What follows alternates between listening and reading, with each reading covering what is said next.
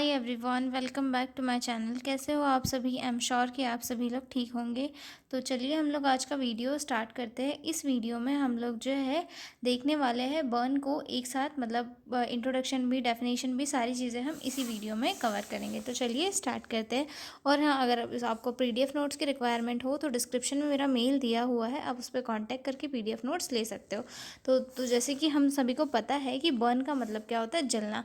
मतलब जब भी हमारी बॉडी जब किसी ऐसे सब्सटेंस के, जैसे कि फायर के, इलेक्ट्रिसिटी के, या फिर किसी केमिकल के, या रेडिएशन, या फिर फ्रिक्शन के कांटेक्ट में आती है, तो हमारी बॉडी की टिश्यूज़ और जो हमारी सेल्स होती है वो डैमेज हो जाती है, जल जाती है, जिसे जिसे क्या कहा जाता है, बर्न कहा जाता है। ठीक है। अभी किसी भी रीज़न की वजह से हो सकता है, चाहे फिर हीट के एक्सपोजर की वजह से हो सकता है, या फिर किसी चीज़ पे बार बार हमारी स्किन रगड़ा रही है, तो उसी के कारण भी क्या होता है, फ्रिक्शन से ऊष्मा निकलती है, जिसके कारण हमारी स्किन बर्न हो जाती है। ठीक है। इंट्रोडक्शन से स्टार्ट करते हैं।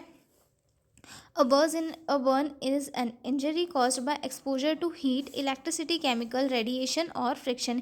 यानी कि बर्न क्या है, एक ऐसी इंजरी है जो किसके एक्सपोजर के थ्रू होती है, हीट, इलेक्ट्रिसिटी, केमिकल, रेडिएशन और फ्रिक्शन के एक्सपोजर के कारण होता है। ठीक है।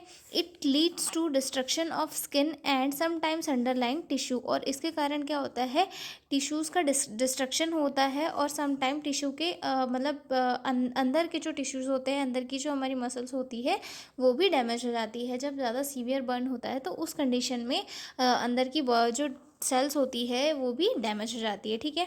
Burn are medical emergencies that can cause fluid loss, infection and shock. और बर्न क्या है, एक मेडिकल एमरजेंसी के अंदर इंक्लूड होती है। मतलब अगर थोड़ा बहुत लग जाए फर्स्ट डिग्री तो वो एक नॉर्मल होता है, लेकिन अगर सीवियर इसमें हो तो ये एक टाइप से मेडिकल एमरजेंसी बन जाती है और इन्फेक्शन का कारण बन जाता है। क्योंकि बर्न के कारण क्या होता है, टिश्यूज़, हमारी जो स्किन होती है वो खुल जाती है, जल जाती है, जिसके कारण कंटामिनेशन हमारी बॉडी के अंदर इंटर कर सकता है, तो वह हमारी बॉडी में इन्फेक्शन का एक बहुत बड़ा रीज़न होता है। और बर्न के कारण क्या होता है, बॉडी में काफ़ी ज़्यादा फ्लूइड लॉस हो जाता है, जिसके कारण हाइपोवोलेमिक शॉक की कंडीशन आ जाती है। इसीलिए बर्न क्या है, एक मेडिकल एमरजेंसी के अंदर इंक्लूड होता है। ठीक है। The severity of burn depend on the depth and extent of the tissue damage. और बर्न की जो सिवियरिटी है ये डिपेंड करती है उस चीज़ पर कि बॉडी का कितना सरफेस एरिया जला है, या फिर कितने डेप्थ तक टिश्यूज़ डैमेज हुए हैं। ठीक है। लेकिन बर्न वाला जो पेशेंट होता है उसे एमरजेंसी में केयर प्रोवाइड करना बहुत ज़रूरी होता है, क्योंकि अगर एमरजेंसी में उसे केयर नहीं दी गई तो हो सकता है पेशेंट की जो है जान भी जा सके। ठीक है। तो ये समझ में आ गया कि बर्न का इंट्रोडक्शन। अब हम देखेंगे definition. Okay. Burn is an injury to the skin or underlying tissue caused by heat, chemical, electricity, radiation और friction। बर्न क्या है, एक ऐसी इंजरी है जो हमारी स्किन में, या फिर हमारे स्किन के अंदर के जो अंडरलाइंग टिश्यूज़ होते हैं उनमें होता है। किस कारण से, जब हमारी body heat, chemical, electricity, radiation और फ्रिक्शन के अगर कांटेक्ट में आ रही है, तो उस रीज़न की वजह से हमारी जो स्किन है या फिर हमारे जो टिश्यूज़ है वो डैमेज हो जाते हैं, जिसे बर्न कहा जाता है। ठीक है। अब क्लासिफिकेशन ऑफ बर्न कि किन टाइप के होता है बर्न। सबसे फर्स्ट तो इसमें बर्न को जो है 3 इसमें क्लासिफाई किया जाता है। फर्स्ट तो आता है अकॉर्डिंग टू एक्सटेंट, यानी कि कितना बॉडी सरफेस एरिया इसने कवर किया है। उसके बाद according to depth of tissue damage, यानी कि कितने गहराई तक टिश्यू का डैमेज हुआ है। और तीसरा आता है अकॉर्डिंग टू देयर सोर्स या फिर कॉज, यानी कि किस रीज़न की वजह से बर्न हुआ है, केमिकल की वजह से हुआ है, इलेक्ट्रिसिटी की वजह से हुआ है। ठीक है। तो फर्स्ट वाला देखते हैं अकॉर्डिंग टू एक्सटेंट, यानी कि उसने बॉडी सरफेस एरिया कितना कवर किया है। माइनर बर्न यानी कि 10% बॉडी सरफेस एरिया थोड़ा बहुत हो गया तो वो 10% के अंदर आता है। मॉडरेट बर्न यानी कि 20% अगर एरिया कवर किया है तो वो मॉडरेट बर्न में आ जाता है। और वहीं मेजर बर्न यानी कि उसने बहुत ज़्यादा, अगर 20 से ज़्यादा अगर बॉडी सरफेस एरिया को कवर किया है तो ये एक मेजर बर्न की कंडीशन में आ जाता है। ठीक है। अगला पॉइंट आता है हमारा burn according to depth of tissue damage, मतलब कि कितने डेप्थ तक उसने बॉडी के टिश्यूज़ को डैमेज किया हुआ है। ठीक है। इसमें सबसे फर्स्ट पॉइंट आता है सुपरफिशियल बर्न, जिसे फर्स्ट डिग्री बर्न कहा जाता है। सुपरफिशियल बर्न में क्या होता है, सिर्फ और सिर्फ एपिडर्मिस जो है वो डैमेज होती है। ठीक है।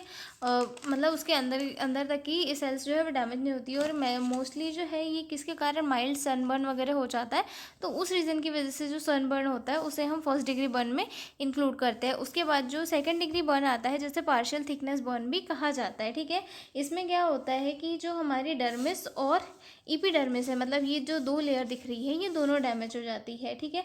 और इसमें जो है पेन भी होता है, रेडनेस भी होते हैं, ब्लिस्टर का फॉर्मेशन भी हो जाता है और स्वेलिंग वगैरह भी आ जाती है पेशेंट को। और फुल थिकनेस बर्न यानी कि बहुत ज़्यादा सीवियर इसमें पेशेंट की जो स्किन है वो जल जाती है। इसमें एपिडर्मिस भी डैमेज हो जाती है, डर्मिस भी डैमेज हो जाती है, सबक्यूटेनियस टिश्यू और मसल वगैरह भी डैमेज हो जाते हैं, ठीक है। तो ये 3 टाइप होगा किसके अकॉर्डिंग, डेप्थ के अकॉर्डिंग, ठीक है। अगला पॉइंट आता है हमारा अकॉर्डिंग टू कॉज और सोर्सेस, यानी कि कॉज और सोर्सेस के अकॉर्डिंग भी 4 टाइप का होता है, जिसमें थर्मल बर्न यानी कि बहुत ज़्यादा गर्म चीज़ के कांटेक्ट में आने से हो सकता है, या फिर ठंडी चीज़ के, आइस वगैरह के, या फिर फ्रॉस्टबाइट से कहते हैं ठंडी चीज़ों के कांटेक्ट में आने की वजह से भी जो स्किन के टिश्यूज़ है वो डैमेज हो जाते हैं, जिसे भी एक बर्न की इसमें इंक्लूड किया जाता है, ठीक है। उसके बाद आते हैं केमिकल बर्न, यानी कि एसिड वगैरह हो गया, इनके कांटेक्ट में आने की वजह से, जैसे कि सल्फ्यूरिक एसिड वगैरह हो गया, ठीक है। तो इनके कांटेक्ट में जब हमारी स्किन आती है तब हमारी स्किन क्या हो जाती है, जल जाती है, ठीक है। तो ये क्या कहलाते हैं, केमिकल बर्न कहलाते हैं। और अगला पॉइंट आता है इलेक्ट्रिकल बर्न। इलेक्ट्रिकल बर्न यानी कि इलेक्ट्रिक करंट या फिर लाइटिंग की वजह से अगर टिश्यू इंजरी हो रही है तो उसे इलेक्ट्रिक बर्न के अंदर इंक्लूड किया जाता है, ठीक है। अगला पॉइंट आता है हमारा रेडिएशन बर्न। रेडिएशन बर्न यानी कि एक्सरे या फिर अल्ट्रावायलेट रेस की वजह से भी जो पेशेंट को जो बर्न होता है उसे रेडिएशन बर्न के अंदर इंक्लूड किया जाता है, ठीक है। अगला पॉइंट आता है हमारा कॉजेज़ ऑफ बर्न की क्या क्या कॉजेज़ होते हैं। तो सबसे फर्स्ट तो हमने इसके पहले देख लिए थे कि सोर्स या फिर कॉजेज़ क्या क्या होता है। तो वो थर्मल होता है, जैसे कि फ्लेम हो गया, हॉट लिक्विड हो गया, स्टीम हो गया, हॉट मेटल्स हो गया, इन सारी चीज़ों की वजह से जो है बर्न होता है। केमिकल कॉजेज़ जैसे कि एसिड हो गए। उसके बाद इलेक्ट्रिकल कॉजेज़ करंट या फिर लाइटिंग होगी। रेडिएशन कॉजेज़ हो सकता है एक्सरे या फिर रेडियोथेरेपी, ठीक है। और अगला पॉइंट आता है फ्रिक्शन। फ्रिक्शन की वजह से यानी कि रबिंग अगेंस्ट रफ सर्फेस, मतलब रफ सर्फेस है और उसके अगेंस्ट अपन घिसे जा रहे तो उसकी वजह से क्या होता है, बहुत ज़्यादा हीट निकलती है और उससे जो है स्किन जलने की चांसेस रहते हैं, ठीक है। अगला पॉइंट आता है हमारा क्लिनिकल मैनिफेस्टेशन के ऊपर। क्लिनिकल मैनिफेस्टेशन में बर्न में हम सभी को पता है, क्योंकि हम सभी को अभी ना कभी ना कभी जो है बर्न हुआ ही है, तो हम सभी को पता है कि इसके क्या क्या क्लिनिकल मैनिफेस्टेशन होता है। जिसमें सबसे फर्स्ट आता है पेन एंड टेंडरनेस आ जाती है, मतलब वहाँ की स्किन में दर्द होता है और साथ ही साथ थोड़ी कोमल हो जाती है वहाँ की स्किन, ठीक है। रेडनेस ऑफ द स्किन, इरिथमिया, और स्किन जो है रेड हो जाती है। स्वेलिंग एंड एडिमा वहाँ की स्किन में देखने के लिए मिलता है, ठीक है। Blister formation in second degree burn, और जो सेकेंड डिग्री बर्न होता है उसमें लगभग ब्लिस्टर का फॉर्मेशन भी हो जाता है, जो एक छाले जैसा स्ट्रक्चर वो स्किन के ऊपर आ जाता है, इसके अंदर फ्लूइड वगैरह भरा हुआ रहता है, तो इसे भी ये जो है एक ब्लिस्टर फॉर्मेशन हो जाता है बर्न के अंदर, ठीक है। उसके बाद charred and black and skin in third degree burn, और अगर पेशेंट को थर्ड डिग्री बर्न वगैरह हुआ है तो उस कंडीशन में उसकी जो स्किन है वो पूरी ब्लैक हो जाती है, ठीक है। लॉस ऑफ सेंसेशन का लॉस हो जाता है, क्योंकि सीवियर वाले बर्न में क्या होता है, स्किन जल जाती है। अब स्किन ही डैमेज हो जाती है तो क्या वहाँ से सिग्नल्स ब्रेन तक पहुँच पाएंगे, क्योंकि वहाँ की नर्व्स भी डैमेज हो गई है तो सिग्नल्स नहीं पहुँच पाते, जिसके कारण पेशेंट को पेन भी नहीं होता है, पेन होता है लेकिन कम होता है, ठीक है। Rapid pulse and slow blood pressure, और जो ब्लड फ्लूइड है उसके लॉस हो जाने के कारण बीपी भी लो देखने के लिए मिलता है, ठीक है। Dehydration due to fluid loss और रिस्क ऑन इन्फेक्शन, ये सारे क्या हो गए, इसके क्लिनिकल मैनिफेस्टेशन हो गए। अब आता है हमारा डिग्री ऑफ बर्न की क्या क्या डिग्री होती है। तो सबसे आता है हमारा सबसे पहले फर्स्ट डिग्री बर्न या फिर इसे सुपरफिशियल बर्न भी कहा जाता है। सुपरफिशियल बर्न में क्या होता है कि इसमें सिर्फ एपिडर्मिस ही डैमेज होती है, यानी कि जो हमारी ऊपर की लेयर होती है सिर्फ यही डैमेज होती है, ठीक है, आउटर लेयर, ठीक है। सिम्टम्स इसके क्या क्या होता है, रेडनेस होता है, माइल्ड पेन होता है, और इसमें ब्लिस्टर का फॉर्मेशन वगैरह नहीं होता। फॉर एग्जांपल माइल्ड सनबर्न होता है तो ये अपने आप से ही 5-7 दिन में ठीक हो जाता है और इसकी वजह से किसी भी स्कार का फॉर्मेशन नहीं होता है। तो ये कौन सा होता है, फर्स्ट डिग्री बर्न कहलाता है, ठीक है। अगला पॉइंट जो आता है हमारा सेकेंड डिग्री बर्न या फिर इसे पार्शियल थिकनेस बर्न भी कहा जाता है। इसमें क्या होता है, जो फर्स्ट और सेकेंड लेयर है एपिडर्मिस और डर्मिस दोनों डैमेज हो जाती है, यानी कि यहाँ पे जैसे ये एपिडर्मिस दिखाई दे रही है, ये डर्मिस दिखाई दे रही है, ये दोनों जो है डैमेज हो जाती है, ठीक है। और इसके सिम्टम्स जैसे कि इसमें पेन भी होता है, रेडनेस भी आती है, ब्लिस्टर का फॉर्मेशन भी हो जाता है, और साथ ही साथ स्वेलिंग वगैरह भी हमें देखने के लिए मिलती है, ठीक है। अगला पॉइंट आता है हमारा हीलिंग, इसकी कितने दिन में होती है, 2 से 3 वीक में, और स्कार टिश्यूज़ का फॉर्मेशन हो सकता है, मतलब ठीक होने के बाद वहाँ पे स्कार टिश्यूज़ वगैरह रह सकते हैं सेकेंड डिग्री बर्न में, ठीक है। और 2 से 3 वीक में इसकी हीलिंग प्रोसेस जो है देखने के लिए मिलती है। ठीक है, उसके बाद अगला पॉइंट आता है हमारा third degree burn. Third degree burn या फिर इसे फुल थिकनेस बर्न भी कहा जाता है। ठीक है, damage to epidermis, dermis and deeper tissues muscles. और इसमें क्या होता है, जो एपिडर्मिस है, डर्मिस है और जो अंदर की अदर डीपर टिश्यूज वगैरह है, मसल्स वगैरह, सारी चीज़ें लगभग डैमेज हो जाती है। ठीक है, और इसमें हमें सिम्टम्स जैसे कि पेनलेस होता है ये due to nerve destruction and charred and white leathery skin हमें देखने के लिए मिलती है। ठीक है, उसके बाद हीलिंग इसकी काफ़ी स्लो होती है और इसमें जो है स्किन ग्राफ्टिंग वगैरह की ज़रूरत भी होती है, मतलब हेल्थी टिश्यूज़ वगैरह निकाल के वहाँ पे ग्राफ्ट करने की ज़रूरत वगैरह होती है। अगला आता है हमारा बहुत ज़्यादा सीवियर और बहुत ज़्यादा डेंजर टाइप का बर्न, जिसे हम फोर्थ डिग्री बर्न कहते हैं। इसमें क्या होता है, involve epidermis, dermis and subcutaneous tissue, muscle and bone, मतलब बोन तक का जो पूरा सरफेस एरिया है वो पूरा जल जाता है, तो इसे क्या कहते हैं, फोर्थ डिग्री बर्न कहा जाता है। ठीक है, ये पेनलेस होता है क्योंकि यहाँ पे जो नर्व्स है वो पूरी तरीके से डैमेज हो चुकी होती है, तो पेन के सिग्नल्स जो है ब्रेन तक नहीं पहुँच पाते। ठीक है, एरिया लुक ब्लैक, और जो एरिया है वो पूरा पूरा ब्लैक हो जाता है, और इसमें जो हीलिंग प्रोसेस है वो काफ़ी लेट तक होती है, और इसमें ग्राफ्टिंग की बहुत ज़्यादा ज़रूरत होती है क्योंकि स्किन पूरी जल जाती है, तो वहाँ पे ये रिकवरी भी बहुत लेट होती है, और जिसके लिए ग्राफ्टिंग की ज़रूरत पड़ती है। ठीक है, तो ये हो गई डिग्रीज ऑफ बर्न। अगला देखेंगे हम डायग्नोस्टिक एवोल्यूशन जो बर्न के अंदर या फिर बर्न वाले पेशेंट में किए जाते हैं। ठीक है, तो चलिए देखते हैं। पहला पॉइंट आता है हमारा डायग्नोस्टिक एवोल्यूशन में, जिसमें हम सबसे पहले जो है कंप्लीट ब्लड काउंट यानी कि सीबीसी किया जाता है।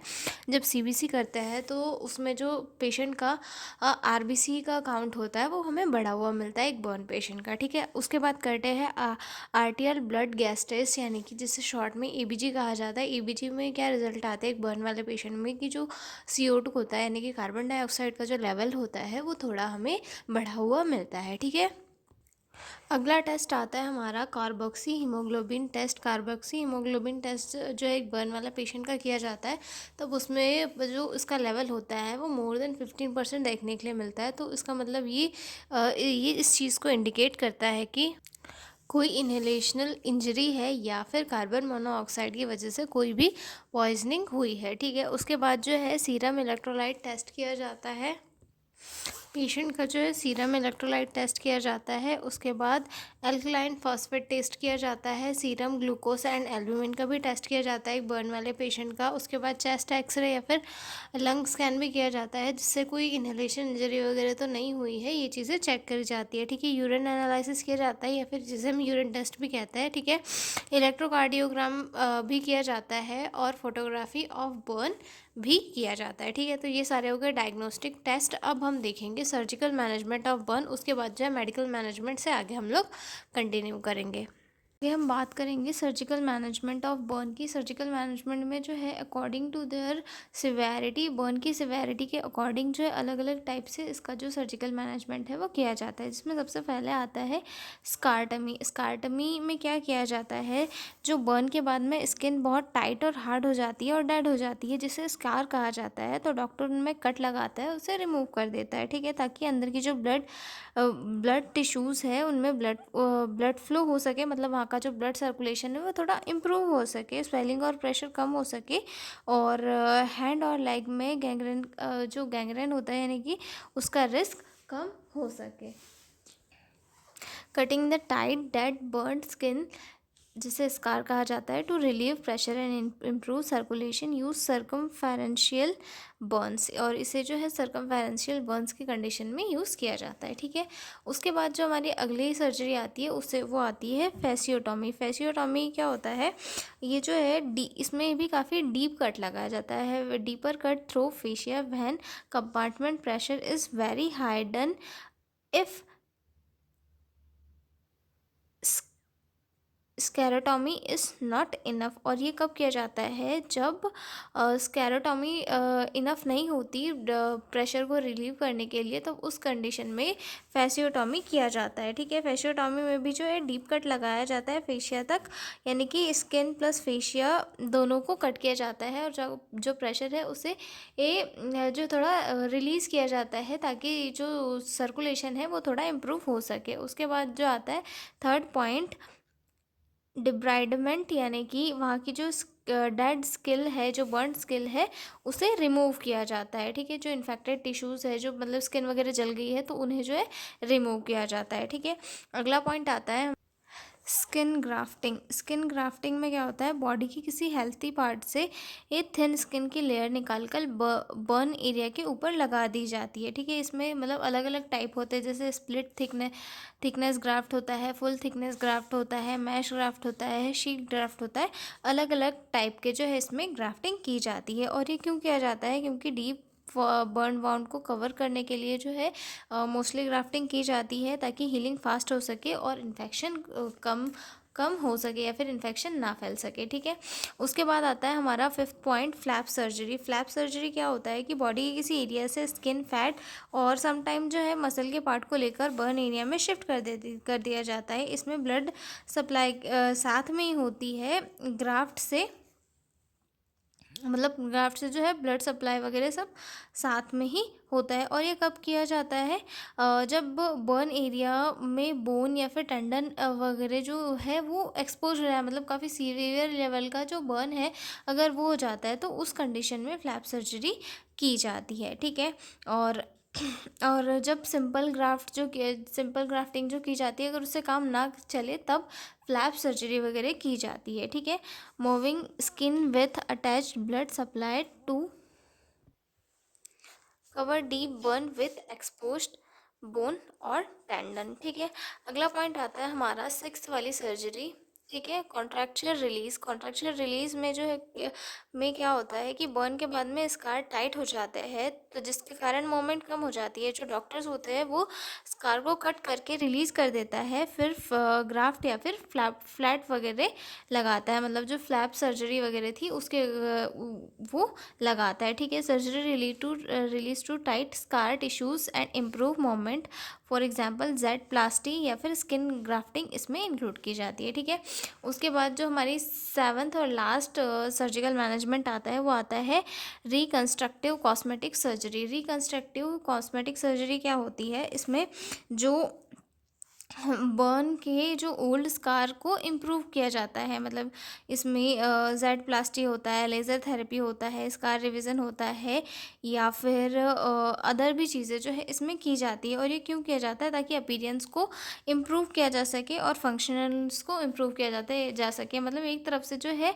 प्लास्टिक सर्जरी टाइप से होती है कॉस्मेटिक सर्जरी, ताकि इसमें जो लुक है उसे इम्प्रूव किया जा सके। ठीक है, तो ये हो गया हमारा सर्जिकल मैनेजमेंट। अगला हम देखेंगे medical and nursing management of burn, भी देख लेंगे इसी वीडियो में। ठीक है, तो सबसे पहले बर्न वाला जो पेशेंट होता है, ये देखते हैं कि बर्न वाले पेशेंट का सबसे पहला हमारा गोल ये होता है कि उसकी लाइफ को बचाना, शॉक और इन्फेक्शन को प्रिवेंट करना, और जल्दी से जल्दी ही पेन और टिश्यू डैमेज को कंट्रोल करना। बर्न वाले पेशेंट में मेजरली ये चीज़ देखी जाती है। तो इमीडिएट इमरजेंसी में हम क्या करते हैं कि जो पेशेंट को सोर्स, मतलब जो सोर्स है बर्न का, यानी कि जिस चीज़ की वजह से पेशेंट के टिश्यू या स्किन वगैरह जल रही है, हमें पहले उससे अलग करना है। ठीक है, मतलब पेशेंट को उस एरिया से अलग करना है ये, और फिर उसके बाद जो है पेशेंट को हमें सेव करना है। Make sure the area is safe for you and patient. Remove the patient from fire, heat, chemical और इलेक्ट्रिसिटी। मतलब ये भी मेक श्योर करना है कि जो एरिया है वो आपके लिए भी सेफ़ है। ऐसा नहीं कि आप वहाँ जाओ और खुद ही फंस जाओ, ये सारी चीज़ें नहीं होनी चाहिए। सबसे पहले तो ये मेक श्योर करना है कि आप सेफ़ हो, पेशेंट सेफ़ है, उसके बाद हमें पेशेंट को फायर, हीट या फिर केमिकल से दूर करना है। अगर उसे फायर या फिर हीट हो रहा है तो उसे जो है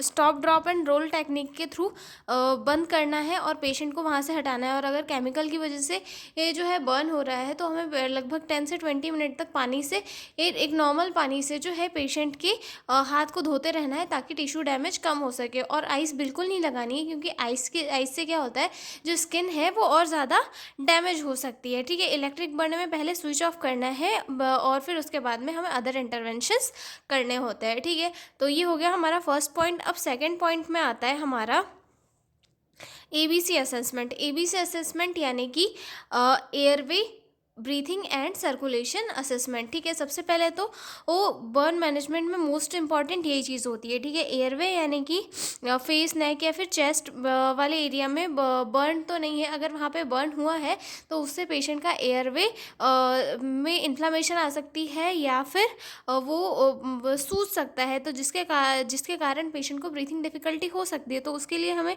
कुछ साइन देखना होता है, जैसे कि वॉइस, पेशेंट की वॉइस जो है हॉर्स हो जाती है, उसे डिफ़िकल्टी होती है ब्रीथिंग करने में, तो हमें ये सारे साइन देखना है। और अगर ये सारे साइन प्रेजेंट है तो हमें जो है इमीडिएटली उसे ऑक्सीजन थेरेपी देनी होती है। ठीक है, सीवियर स्वेलिंग में जो है इंटुबेशन भी करना पड़ सकता है, तो उसके लिए भी प्रिपेयर होना होता है। ठीक है, airway check, if the airway is open, burn on face, neck और soot in the nose mouth, risk of airway swelling, that's why we have to give oxygen to patient। ठीक है, prepare for intubation if needed, और intubation के लिए भी जो है prepare होना पड़ता है। ठीक है, ये हो गया हमारा एयरवे। अब सेकंड पॉइंट आता है breathing. Check chest movement, respiratory rate and breathing sounds, give 100% humidified oxygen. और ब्रीथिंग इंप्रूव करने के लिए पेशेंट जो है ह्यूमिडिफाइड ऑक्सीजन देनी होती है। अगर जो स्मोक इन्हेलेशन से क्या होता है, पेशेंट के लंग्स जो है वो डैमेज हो सकते हैं, इसीलिए पेशेंट की रेस्पिरेटरी रेट चेक करते हैं, उसके बाद चेस्ट मूवमेंट को देखा जाता है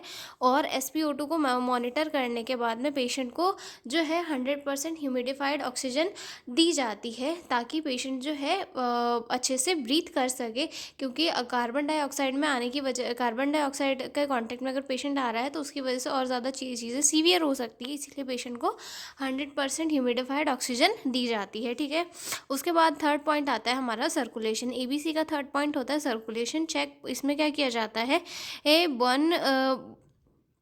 बर्न में स्किन के नीचे फ्लूइड का लॉस बहुत ज़्यादा हो जाता है, जिससे पेशेंट जो है हाइपोवोलेमिक शॉक में जा सकता है। इसीलिए BP, pulse, capillary refill check करके IV फ्लूइड इमीडिएटली स्टार्ट किया जाता है। Check pulse, BP and capillary refill, burn can cause shock, start IV fluid. मतलब बर्न की वजह से जो है हाइपोवोलेमिक शॉक के चांसेस बहुत ज़्यादा होते हैं, इसीलिए जल्दी से जल्दी ये जो है IV फ्लूइड को स्टार्ट किया जाता है। ठीक है, तो हमारे ये सेकंड पॉइंट हो गया जो बहुत इंपॉर्टेंट होता है इमरजेंसी मैनेजमेंट में। और उसके बाद जो थर्ड पॉइंट आता है, रिमूव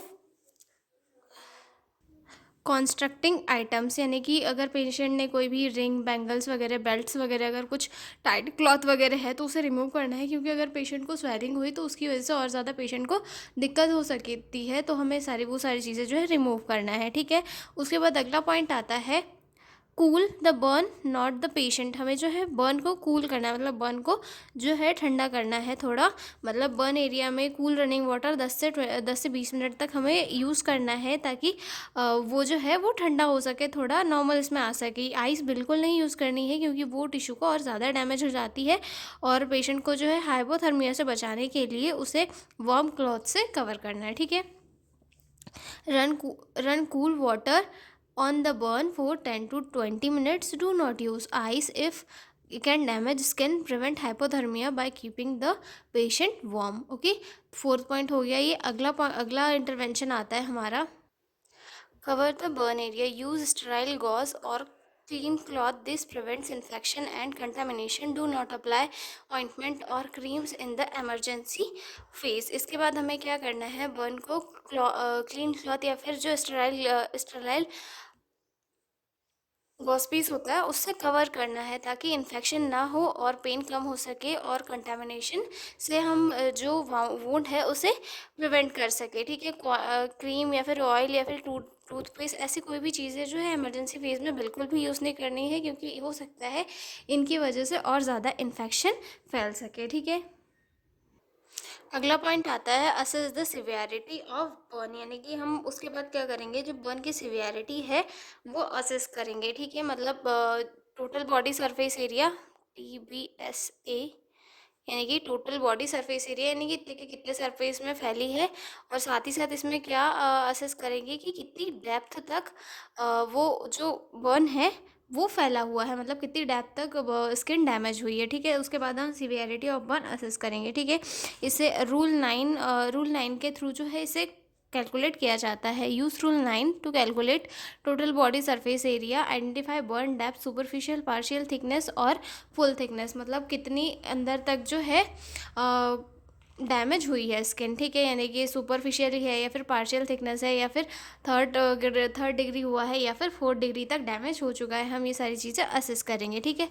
उसके बाद क्या करेंगे, आईवी फ्लूइड स्टार्ट करेंगे। आईवी फ्लूइड स्टार्ट करने का क्या एम होता है, क्योंकि पेशेंट जो है हाइपोवोलेमिक शॉक में जा सकता है, इसीलिए हमें पेशेंट को जल्दी से जल्दी आईवी फ्लूइड रिसक्सिटेशन स्टार्ट करना है, ठीक है। आईवी फ्लूइड रिसक्सिटेशन में किसके थ्रू किया जाता है, पार्कलैंड फार्मूला के थ्रू जो है पेशेंट को आईवी फ्लूइड दिया जाता है बर्न वाले पेशेंट को। अभी पार्कलैंड फार्मूला क्या होता है, पार्कलैंड फार्मूला एक ऐसा फार्मूला होता है जिसमें 4 ml एक यूनिट होती है और साथ ही साथ जिसमें पेशेंट की बॉडी का वेट रखा जाता है केजी में और percent of total body surface area burn, मतलब इन तीनों को कैलकुलेट करके जो भी जितना भी ml आता है उसे फर्स्ट हाफ जो है, उसका जो हाफ है फर्स्ट 8 आवर में दिया जाता है और जो दूसरा पार्ट है वो सेकेंड इसमें दिया जाता है। जैसे कि फॉर एग्जांपल के लिए ये 4 ml होता है, 4 ml इस फॉर्मूले का उस फार्मूला का बेस होता है। देन जैसे कि मान लो पेशेंट का वेट है 60 kg और अगर उसका जो टोटल बॉडी सरफेस एरिया में से 40% एरिया उसका बर्न हुआ है, ठीक है, तो इन तीनों को इंटू करेंगे और टोटल आएगा हमारा 9600 ml, ठीक है। तो हम जो पेशेंट है उसे बर्न के फर्स्ट 8 आवर में टोटल इसका हाफ देंगे, मतलब 9600 ml का हाफ 4800 ml फर्स्ट 8 आवर में देंगे और जो दूसरा बचेगा उसे सेकेंड 16 आवर्स में देंगे, मतलब टोटल 24 आवर्स में हम लोग इतनी यूनिट्स को कंप्लीट करेंगे, ठीक है। समझ में आ गया पार्कलैंड फार्मूला, ठीक है। For major burn more than 20% total body surface area start IV fluid immediately, और पार्कलैंड फार्मूला के अकॉर्डिंग दिया जाता है 4 ml into body weight in KG into percent of total body surface area burn. First half में क्या किया जाता है, फर्स्ट हाफ जो भी हमारा निकलता है उसे फर्स्ट 8 आवर में दिया जाता है और सेकेंड हाफ कब दिया जाता है, नेक्स्ट 16 आवर्स में दिया जाता है, ठीक है। और इसके लिए कौन सा लिक्विड लिया जाता है, रिंगर लैक्टेड फ्लूइड जो है वो उसे प्रेफर किया जाता है, ठीक है। अगला पॉइंट आता है हमारा पेन मैनेजमेंट का, कि पेन मैनेजमेंट के लिए क्या क्या इंटरवेंशन किए जाते हैं। पेन मैनेजमेंट के लिए जो है आईवी एनाल्जेसिक दिए जाते हैं जिससे पेशेंट का जो पेन है उसे रिड्यूस किया जा सके, क्योंकि पेशेंट को बर्न वाली कंडीशन में बहुत ज़्यादा पेन होता है, ठीक है। Burns are very painful, give IV analgesic morphine and fentanyl, ठीक है, फेंटाइल लिया जाता है। Oral pain killers are not effective in emergency, और ओरल जो है मेडिसिन नहीं दी जाती है क्योंकि वो बर्न के केसेस में ज़्यादा इफेक्टिव नहीं मानी जाती है, ओके। उसके बाद इन्फेक्शन से प्रिवेंट करने के लिए वाउंड को हमेशा क्लीन रखा जाता है, साथ ही साथ स्टेराइल टेक्निक्स का यूज़ किया जाता है और टेटानस टॉक्साइड का यूज़ हम करेंगे ताकि पेशेंट को जो है इन्फेक्शन ना हो सके, ठीक है। और कुछ केसेस में जो है पावरफुल एंटीबायोटिक्स भी दे सकते हैं ताकि इन्फेक्शन को प्रिवेंट किया जा सके। अगला पॉइंट आता है हमारा मेंटेन बॉडी टेम्परेचर। अब पेशेंट का जो है बॉडी टेम्परेचर भी मेंटेन करने की बहुत इंपॉर्टेंट ज़रूरत होती है, क्योंकि बर्न वाले पेशेंट हीट लॉस करते हैं, तो पेशेंट को जो है हमेशा वार्म ब्लैंकेट से कवर करके रखना होता है और वार्म एनवायरनमेंट में रखना होता है। हाइपोथर्मिया बर्न की कंडीशन को और ज़्यादा ख़राब कर देता है, पेशेंट को जो है हीट लॉस कर जाता है, जिसके कारण पेशेंट की कंडीशन जो है और ज़्यादा क्रिटिकल हो सकती है, ठीक है। Burn patient lose heat easily cover with blankets और कीप द रूम वार्म, हमें रूम को हमेशा वार्म रखना है और साथ ही साथ पेशेंट को ब्लैंकेट वगैरह से कवर करके रखना होता है, ठीक है। चेक फॉर अदर इंजरीज, और ये भी चेक करना है कि पेशेंट को कोई अदर इंजरीज वगैरह तो नहीं है, ठीक है। और स्टार्ट अर्ली न्यूट्रिशन, जो बर्न वाला पेशेंट होता है उसकी बॉडी का मेटाबॉलिज्म 3 to 4 टाइम लगभग बढ़ जाता है, तो इसीलिए जो है अर्ली हाई प्रोटीन डाइट और हाई कैलोरी डाइट स्टार्ट कर दी जाती है ताकि पेशेंट की बॉडी जो है जल्दी से जल्दी रिकवर करी जा सके, ठीक है। और साथ ही साथ साइकोलॉजिकल सपोर्ट भी दिया जाता है, और अगर पेशेंट और ज़्यादा सीवियर है तो पेशेंट को जो है बर्न यूनिट में ट्रांसफ़र कर दिया जाता है, जैसे कि और जैसे अगर पेशेंट का फीट वगैरह है, हैंड है और जेनाइटल एरिया वगैरह अगर बर्न हो चुका है तो उसे जो है स्पेशलाइज्ड बर्न सेंटर आईसीयू में शिफ्ट करना होता है ताकि पेशेंट को जो है और ज़्यादा जल्दी से रिकवर किया जा सके और उसकी क्रिटिकल कंडीशन को जो है नॉर्मलाइज किया जा सके, ठीक है। तो ये हो गया हमारा इमीडिएट मैनेजमेंट ऑफ बर्न। अब अगला पॉइंट आता है हमारा nursing management based on priority needs, ठीक है। इसमें सबसे पहले एयरवे एंड ब्रीथिंग हमें मेंटेन करना है, maintain airway and breathing provide, और साथ ही साथ ऑक्सीजन थेरेपी हमें पेशेंट को देनी है, और स्मोक इन्हेलेशन वगैरह तो नहीं है वो भी चेक करना है।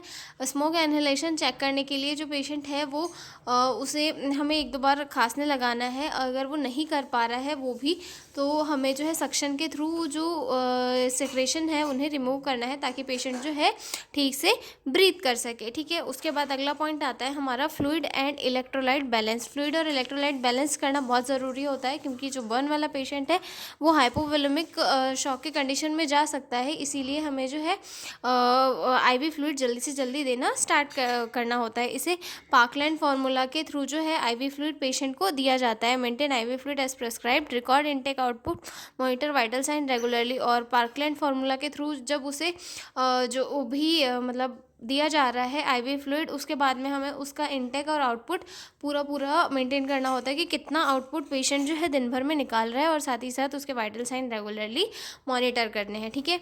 अगला पॉइंट आता है पेन मैनेजमेंट। पेन मैनेजमेंट के लिए नर्सेस को जो है जो प्रिस्क्राइब की गई है एनाल्जेसिक वगैरह वो एडमिनिस्टर करनी है। Provide comfort and emotional support, और पेशेंट को जो है कंफर्टेबल इन्वायरमेंट देना है, और साथ ही साथ इमोशनल सपोर्ट भी प्रोवाइड करना है, ताकि उसकी एंजाइटी कम हो सके और जो पेन है वो थोड़ा रिड्यूस हो सके, ठीक है। अगला पॉइंट आता है हमारा इन्फेक्शन प्रिवेंशन। इन्फेक्शन प्रिवेंशन के लिए हमें जो है स्टेराइल ग्लव्स का यूज़ करना है, और स्टेराइल इंस्ट्रूमेंट का ही यूज़ करना है, ताकि पेशेंट को इन्फेक्शन ना हो सके। चेंज ड्रेसिंग रेगुलरली, और पेशेंट की जो ड्रेसिंग है उसे भी रेगुलरली चेंज करते रहना है। Maintain hygiene and aseptic precautions, और हाइजीन भी मेंटेन करनी है, और साथ ही साथ असेप्टिक प्रिकॉशंस भी मेंटेन करने हैं, ठीक है। आगे आता समझ में। एक और पॉइंट है आता है इसमें फिर साइकोलॉजिकल सपोर्ट भी हमें पेशेंट को प्रोवाइड करना है, ठीक है। Reassure and comfort the patient, provide counselling for anxiety and fear, encourage family support, okay. उसके बाद रिहैबिलिटेशन थेरेपी हमें पेशेंट को देनी है। Encourage moment to prevent contractures, provide physiotherapy, care for skin graft site if done, ठीक है। हमें patient को ये सारी केयर्स जो है प्रोवाइड करनी है, ठीक है। तो ये हो चुका है हमारा nursing management and immediate emergency management of burn. तो मिलते हैं अगले वीडियो में एक नए क्वेश्चन के साथ। अगला क्वेश्चन हमारा होने वाला है discuss the emergency management of a patient with 45% burn, ठीक है। तो मिलता है अगले वीडियो में, और पीडीएफ नोट्स चाहिए हो तो डिस्क्रिप्शन में मेरा मेल दिया हुआ है, उस पर कांटेक्ट करके आप लोग पीडीएफ नोट्स ले सकते हो। तो मिलते हैं अगले वीडियो में, तब तक ले बाय बाय।